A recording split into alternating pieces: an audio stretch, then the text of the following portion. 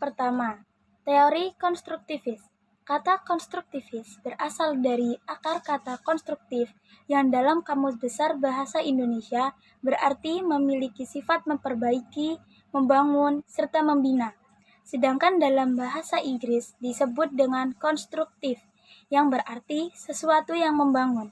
Dalam istilah psikologi, kata konstruktif dapat diartikan sebagai pemikiran yang menghasilkan kesimpulan baru.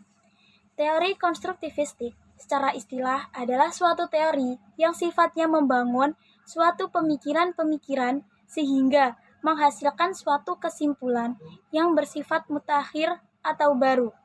Teori konstruktivistik dalam proses pembelajaran memandang bahwa pembelajar dikatakan telah belajar apabila mereka mampu membangun atau mengkonstruk pemahaman mereka sendiri tentang dunia di sekitar mereka dengan cara mengumpulkan informasi dan menafsirkannya serta mengaitkannya dengan pengalaman yang telah mereka dapatkan sebelumnya.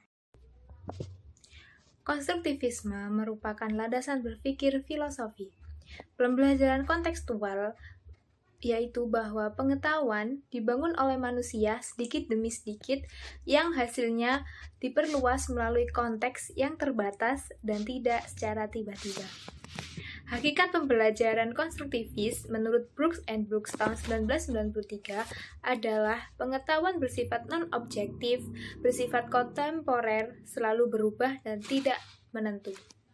Belajar dilihat sebagai penyusunan pengetahuan dari pengalaman konkret, aktivitas kolaboratif dan refleksi, serta interpretasi. Mengajar berarti menata lingkungan agar siswa termotivasi dalam menggali makna. Atas dasar ini, maka siswa akan memiliki pemahaman yang berbeda terhadap pengetahuan tergantung pada pengalaman dan perspektif yang digunakan dalam menginterpretasikannya. Selanjutnya, yaitu prinsip teori belajar konstruktivis. Vygotsky mengemukakan 4 prinsip utama konstruktivis, yaitu yang pertama, prinsip social learning.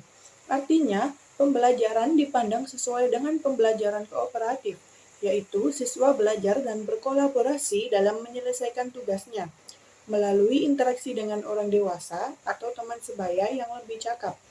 Yang kedua, yaitu prinsip zone of proximal development, yaitu siswa dapat mempelajari konsep-konsep secara efektif jika berada dalam ZPD, yaitu jika konsep-konsep tersebut tingkat kerumitannya masih berada dalam jangkauan mereka atau perkembangan kognitif mereka, dan penyelesaiannya memerlukan bantuan dari orang lain seperti orang dewasa atau teman sebayanya yang mereka anggap lebih cakap. Yang ketiga, yaitu prinsip cognitive apprenticeship, yaitu suatu proses yang menjadikan siswa dapat memperoleh kecakapan intelektual secara bertahap melalui interaksi dengan orang yang lebih ahli seperti orang dewasa atau teman yang lebih cerdas darinya. Untuk prinsip yang keempat, yakni prinsip mediated learning, yang mana lebih menekankan pada scaffolding.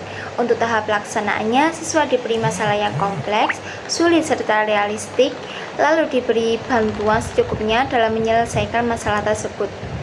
Menurut prinsip pembelajaran konstruktivistik, seorang pengajar atau dosen berperan sebagai mediator, juga fasilitator, yang membantu agar proses belajar mahasiswa berjalan dengan baik, di mana menyediakan pengalaman belajar yang memungkinkan mahasiswa bertanggung jawab secara penuh pada tugasnya.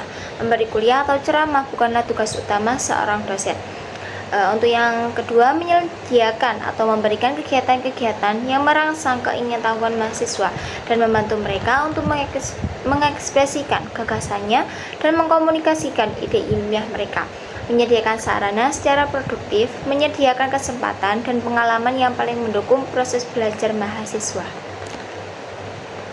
Untuk yang selanjutnya yaitu contoh teori belajar konstruktivis. Siswa terlibat dalam membaca untuk mengkonfirmasi harapan mereka tentang pengetahuan baru yang akan mereka peroleh dari informasi yang mereka pikir terkandung dalam teks. Para siswa akan membaca teks tentang gedung Empire State yang dirancang untuk siswa menengah. Sebelumnya, guru mendapatkan perhatian siswa dengan menanyakan gedung terkenal yang siswa ketahui atau yang pernah dikunjungi oleh siswa. Ini akan secara tidak langsung mengarahkan minat siswa dan mempersiapkan mereka dari topik yang akan mereka diskusikan. Para siswa kemudian dibagi ke dalam 5 kelompok, di mana guru mendistribusikan bagan di selembar kertas untuk diisi oleh siswa. Selanjutnya, mereka diperintahkan untuk berdiskusi dalam kelompok mereka untuk mengisi bagan. Di kolom pertama, mereka menulis apa yang sudah mereka ketahui tentang gedung Empire State. Dengan cara yang sama, kolom-kolom selanjutnya diisi dengan catatan tentang fakta-fakta yang para siswa tidak yakin dan ingin ketahui. Kolom terakhir dibiarkan kosong.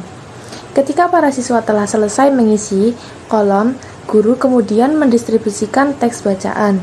Tugas mereka adalah bekerja dalam kelompok untuk mengkonfirmasi informasi pada bagan mereka. Setelah menyelesaikan kegiatan membaca ini, guru mengundang siswa untuk berbagi temuan mereka dengan teman-teman mereka, yaitu apa yang sudah mereka ketahui sebelum membaca teks, pengetahuan apa yang ingin mereka ketahui dari teks, dan bagaimana teks menyediakan bagi mereka pengetahuan baru. Sekian penjelasan mengenai teori belajar konstruktivisme dari kelompok kami. Semoga apa yang kami sampaikan dapat bermanfaat. Wassalamualaikum warahmatullahi wabarakatuh.